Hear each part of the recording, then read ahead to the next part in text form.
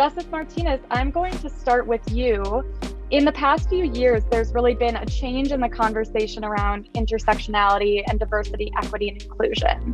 And so the premise, it seems, used to be that these issues weren't something to prioritize in the workplace. So even if the desire was there, industries really failed to make it a meaningful part of the corporate conversation.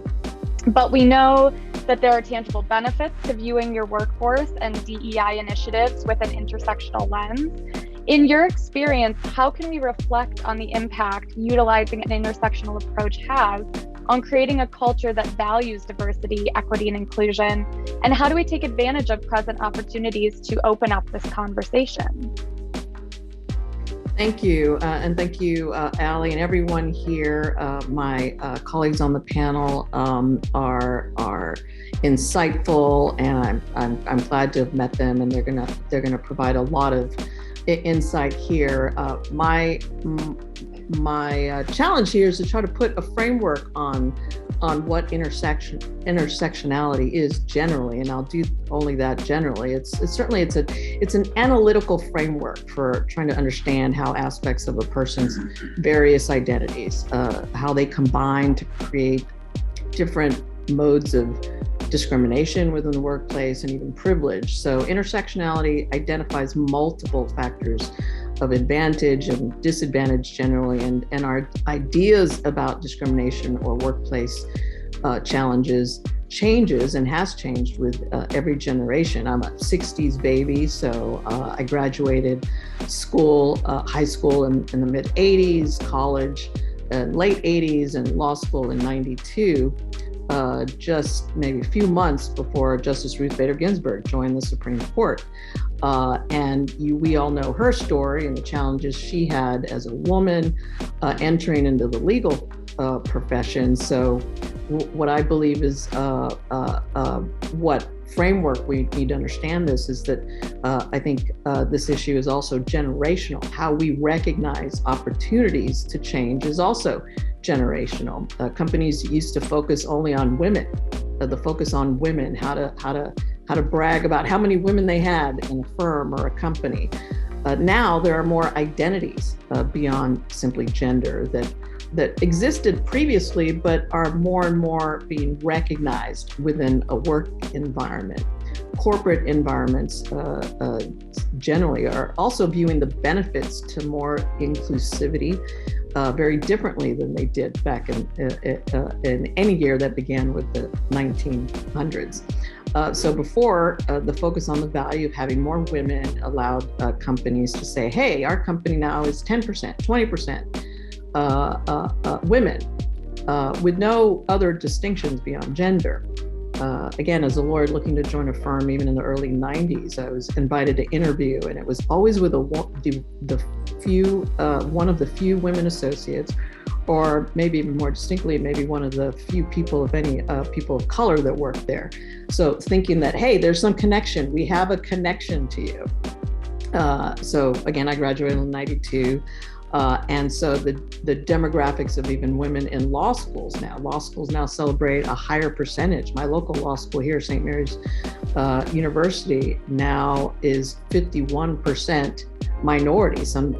A great thing to brag, and not something shared with other law schools yet. And yet they recognize, I think every institution, government or corporate, private or public, are starting to recognize that there's still a struggle to attract and retain women and other, quote, minorities.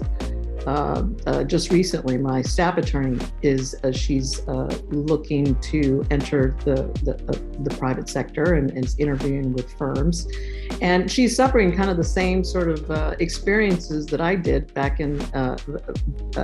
30 years ago. And she's decided to join a firm that, while there are not a lot of people of color, she's I call her a Latina. She's half Lebanese, half Latina, and is a first in many ways, first generation, as I was, and trying to find a firm where she feels that she will not just have a sense of belonging, but also a sense of opportunity. that she will be given opportunities to be challenged, the work assignments, et cetera. And the individual that she's ultimately going to end up working with is a gentleman who I just yesterday shared with me at a function, came up to me and shared that, hey, even my partners were sharing with me a pool of applicants to select from, and none of them were women. And no one was a person of color, and he was intentionally wanting to continue taking advantage of qualified women and a woman of color to join the firm, beyond just the values that it would bring to the firm, but he has enjoyed those benefits because her two predecessors were also women. So it takes an intentional effort towards intersectionality, to recognizing that people experience the world differently based on how and what their identities are, not just gender, and how they overlap. So in practice, this could mean when you analyze data at your organization, you and your team need to look at it from multiple perspectives. So the question is, how do we shift that corporate mindset and put a DEI lens to it? It's not easy or simple as simply putting on a pair of sunglasses and taking it off whenever the sun goes down. I believe in recognizing that there's an opportunity to change the conversation. And here I think that if we recognize that these conversations, while they didn't exist before, and even that there was in fact a desire, it was never a priority. It was never prioritized by leadership. We now have the benefit of stats that legitimize the benefits, and not just the bottom line profits and other tangential benefits, but also for morale, for the attraction and retention of great employees, and not just women. So changing the conversation, I think, requires us to ignore the premise that it's not possible. It certainly is. And that there's an opportunity to benefit from DEI efforts in any form. So the question isn't, can it be done or should we do it? Ask instead, how do we take advantage of these opportunities that exist here and now? So here I think it's a good way to shift our focus onto the how-tos, and here I'll pass the mic on to my friends on the panel to shine some light on that. Well, I really appreciate how you said that change is generational, and I think that's a great segue into our next question where, you know, Elizabeth, I wanted to turn to you because research in the past has shown us that inclusive and diverse organizations were more attractive to women in particular, but what we're seeing now is that it's employees of all backgrounds are more attracted to diverse and inclusive workplaces, and it's not just women that are seeking that type of environment. So knowing this, how can employers create policies and practices where employees can show up to work as their full selves?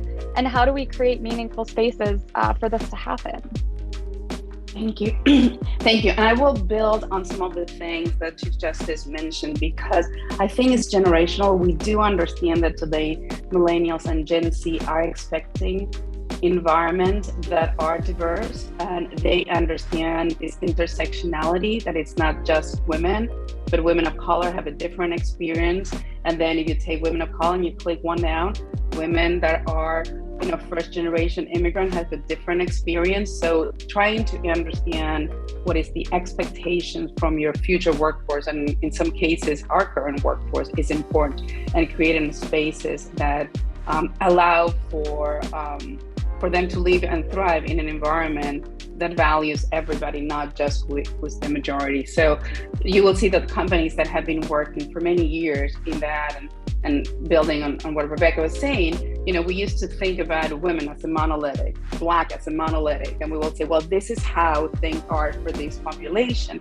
And now we understand that it's different. One of the things, for example, that we're doing twice a year at Spotify, a voice of the employee. We call it Tune In. Everything at Spotify has to do with music, but what we started to look was the results, and then we're looking at by this intersectionality. So the experience of the Black women is different than the white women, and it's different than the Latina women, and the same thing from other categories. So when we're trying to look for actions that will address those experiences, we have to understand how those experiences are different. And they're not just different in our environment, they're also different in what happens before they come to work. So understanding that the experience that they have before they come into our doors may be either detrimental or more positive than what happens in our doors. So, and that brings us to this idea that when we're chatting in preparation for the panel, this intentionality.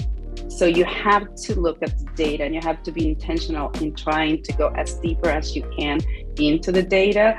You know, at Spotify, we talk about being data informed and not data driven. So it's one of the points that we use, but then we need to talk to our population and look as much as we can around this intersectionality. And there's more and more research from academia that is coming about trying to understand the different experiences.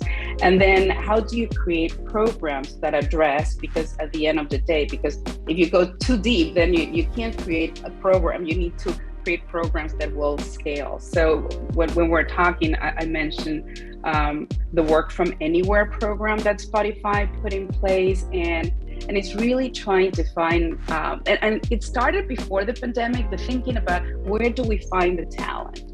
And if we know that people can work where they work, not where the offices are, how do we create a program that will address that and will actually open our ability to find talent in places where maybe talent was not there? And it had, while it was not directly related to diversity, what it opened that it was, well, we can be in any city where people are. They don't have to come to New York. They don't have to be in San Francisco. They don't have to be in Stockholm. So that idea, and what it has shown actually, first people thought, okay, so working from anywhere, working from home, or what we call home mix, it's going to be more women. So the first assumption is going to be, oh, more women are going to opt for that. And in reality, it's 50-50. So there's men and women. And I think that the pandemic also has shown, as we had in the TikTok, that people can be productive from home, that people can participate. What we are really looking is how we're going to create those moments of interactions that are not just on the screen.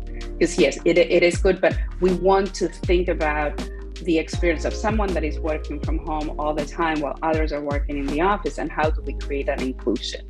So it's not that click has not really changed based on who's in the office and who's not. So those are some of the examples of how we can modify some of the old practices to rethink on what will be a thriving opportunity for people in an environment where they can be excited about going to work, even if they don't go to work. They just work whenever they can and whenever they want. They have to deliver. We are more and more thinking about tools for asynchronous work. So what are the tools that we have and how we make them more engaging? So instead of just writing an email, I can do a little video and send it to my team. So tomorrow morning when they wake up in Stockholm, they have that video of me telling them, something that I learned or something that I'm working on versus just an email. So looking for other ways to interact. No, I so appreciated when we were prepping for this session, all of the meaningful work and practical work that Spotify has done to really address all of the unique situations of each employee. So thank you again for sharing that with us. Danita, I'm going to shift over to you. When we think about intersectionality, we typically consider different systems of oppression and marginalization, and specifically how they overlap and are compounded. And this is increasingly important because companies are giving attention to DEI efforts more so now than ever before, but often with a narrow or single-minded strategy. Can you talk about some of the unique DEI initiatives that Ring Central and why implementing a holistic and meaningful DEI effort is so important now in this moment and moving forward? Yes, and thank you for your question. Thank you for inviting me. It's really good to be here and hear what the other panelists have shared. I think just to piggyback off of what Elizabeth shared, intentionality is so key in this day when it comes to DE&I efforts.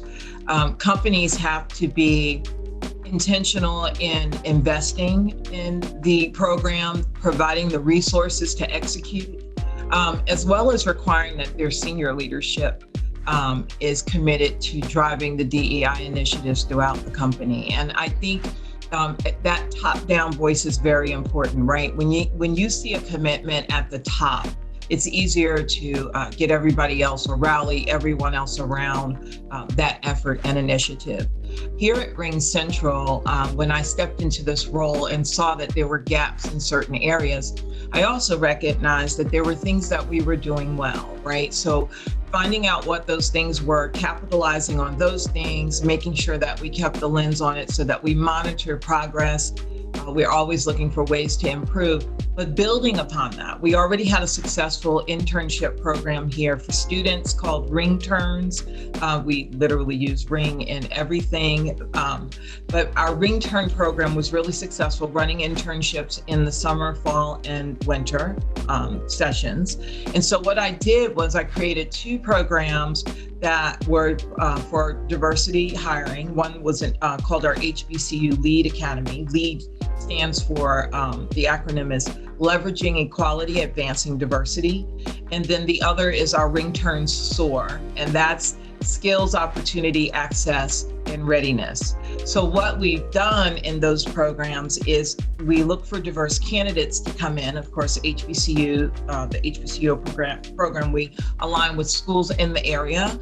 I'm actually based out of the Charlotte branch, office. So because I'm based out of Charlotte, there's 10 HBCUs located in North Carolina, right? And then between Virginia, North Carolina, all the way down to Florida, I mean, there's probably 50.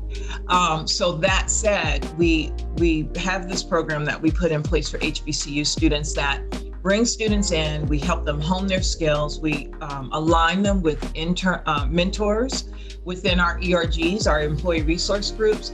Those mentors, each student and intern gets 2 mentors from the ERGs as well as 2 mentors in the business. So we really situate them to succeed. And we do an early investment program, which is the SOAR program. We bring those students in their rising sophomore year. So our regular internship program typically starts with rising juniors, mostly seniors, and it even goes into graduate programs. So we align with our Ring Turn program for HBCU Lead, but the SOAR program is an even earlier investment. And those students do 9 rotations of internships with us in their career area. But they'll be in different, like if they're in HR, let me just use the organization where we're piloting. If they're in HR, each one of those sessions, they'll work with a different HR leader to hone skills, get assistance, grow their skills, and really help them shape and form where they want to go, right? Because when I was a sophomore, I wanted to be like 10 different things. And then I came out of college and I was none of those things. So, really helping them identify. And I'm a huge proponent as an HBCU grad. I am a huge proponent for making certain that this is not just an opportunity for our company to get some students in here to do the grunt work. We look for leaders that are willing and committed to these students, investing in them, investing in their development, their mentoring and coaching. That's important. There has to be a holistic approach to this. And not only do the hiring managers have to have that type of commitment, but our ERG volunteers have to as well. There has to be a holistic component to our ERGs, right? They have a voice, they have a platform, they have access to the C-suite, but they also see who's coming into the company and they can speak on their behalf as well. So keeping that effort in place, Shay, where we're always giving back while we're also receiving, and we're preparing these students so that when they graduate, they can transition to full-time employment, and they can transition with a commitment not only to get hired if they're interested in getting hired on with us, but they also will get scholarship paid back to their schools. So we create more access for students to come through, and they get, after so many years of service, they get a bonus that will help them pay down student loan debt if there is any, or with continuing education. And that's all in an effort to drive down that racial wealth gap and not have students start out their careers in debt. I start out in a tremendous amount of debt. And so I spent a lot of my first few years just trying to get out of that debt. And this is a way to really situate them for success. So these are programs that are working phenomenally well for us. And the way that we did it and made it successful as we started small. I didn't try to boil the ocean and make full-blown company programs. Everybody has to get on board. I looked for partners, stakeholders that were committed to the effort, and found two. Hey, are you interested? Yes, I'm interested. And start there, make it successful. And then when other leaders see that it works, then they all want it. Well, I want to do that. How do I get students through that program? So those situating yourself, even as a DEI leader or whatever your title is, but situating yourself even with smaller wins that you can accomplish, it speaks volumes to leaders that don't have a lot of time to sit down and really talk about DE&I on the level that Elizabeth and Judge Martinez and I are all talking. I mean, this is hard work that we're doing. It's hard work. And so because it's hard work, it makes it extremely hard work to accomplish in the workplace. But we get up every day and we do the same thing because we're committed to it. Additionally, and I'm going to be cognizant of time, I started a program called Transition into Tech. And it was a program that was focused on non-tech individuals that are already in the workforce, people who had life happens issues, right? You start out going to college, things happen, you don't finish college. You go to community college, but you can't get in because you might be a person of color, you might be a person with a disability, maybe you went to the military. But people who didn't necessarily go in the direction that they intended, but want to make a career shift.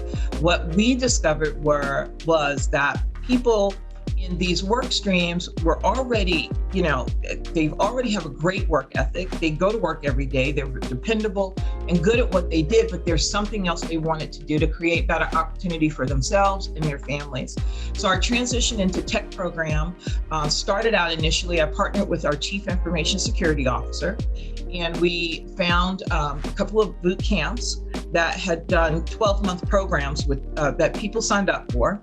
And we brought those students in as apprentices for 4 months, paid them, and then worked with them same way we do our interns, 4 mentors, stood them up for success, and all of them got converted to full-time employment. So 2 hired in cybersecurity, 1 in product design, and then everybody wanted it. So now we have people coming in for IT that we've brought in. Our IT SVP says, I don't want them trained. Don't go to the boot camps because then I have to overcome everything they learn and teach them how to do it my way.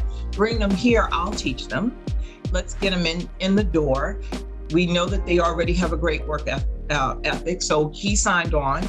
And also our sales solution engineer, SVP, wanted people to come in as well. So now everybody's wanting to jump on board, and we created a program that's fluid and agile, and it can adjust to what the leaders' needs are. The CISO's like, I don't have time to teach people cybersecurity, coding, pen testing. I need something to build upon.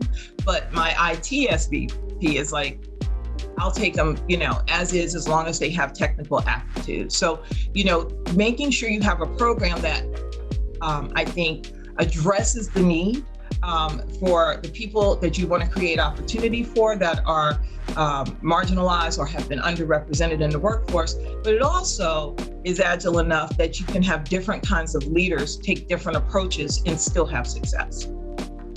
No, I love this idea that you talk about with, creating opportunity, not just for the company, but for the employees, and how do we bring them in and create these meaningful experiences. I know we have just about a minute left, but we had a great question in the chat that I wanted to pose to each of you if you want to do a brief final thought. And Elizabeth, I saw you had posted a helpful graphic as well, but we have a question about what's the difference between equity and equality to you? In France, they talk about D&I, but not about diversity, equity, and inclusion.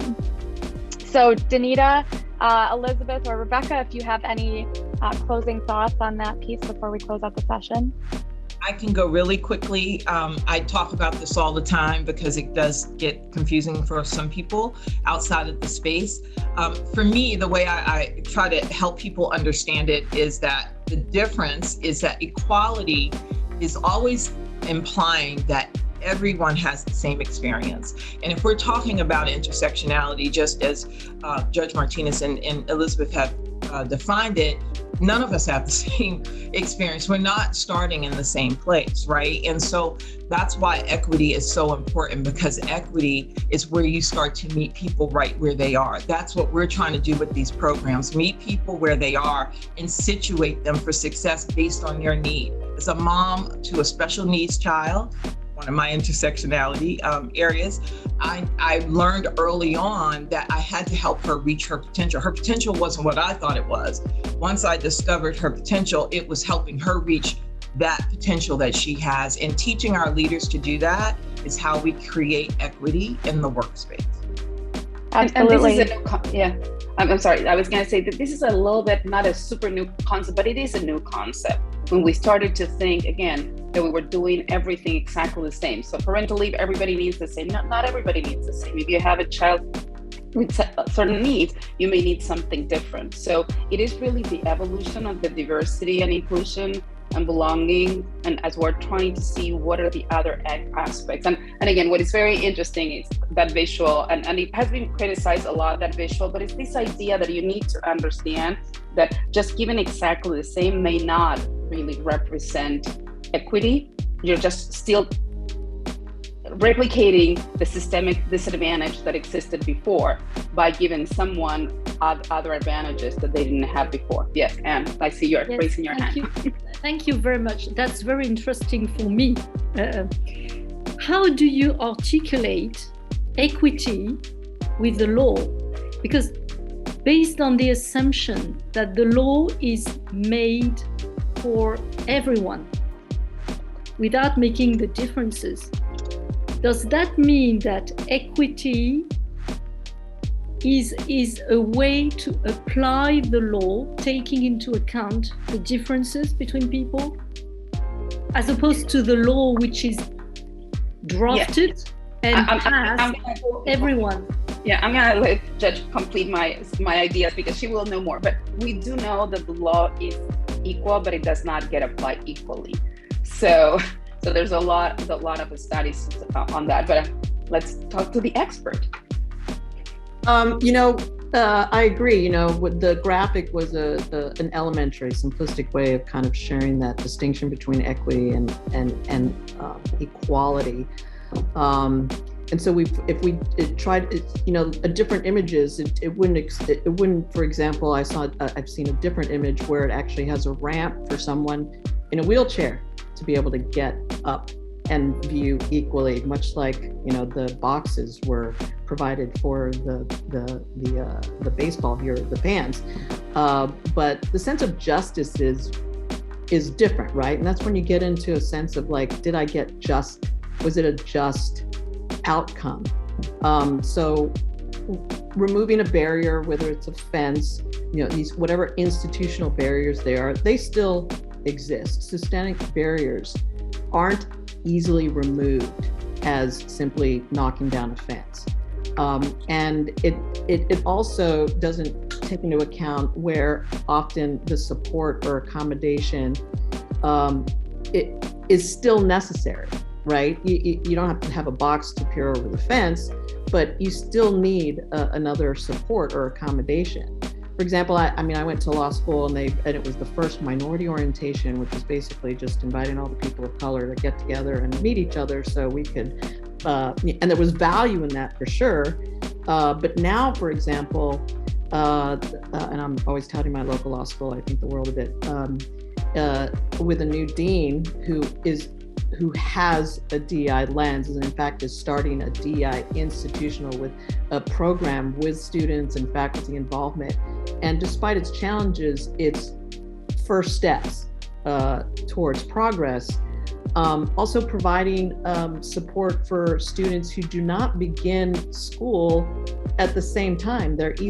They just don't need another box. They don't need a ramp. They don't need, a fence broken down. They're starting from even further back because of a need, because there was another requirement, whether, sometimes they come geographically from an area that really didn't enjoy Wi-Fi. So they really didn't do Zoom, for example, and maybe they just need a whole other training to catch up because everybody else knows Zoom and nobody does. They came from just a little bit. It was almost like if you put another image, and this individual was actually standing in a big hole in the ground. They were coming from even further behind. They weren't all standing on the same playing field, for example. So these images could stand to benefit from additional visuals that would help convey that sense.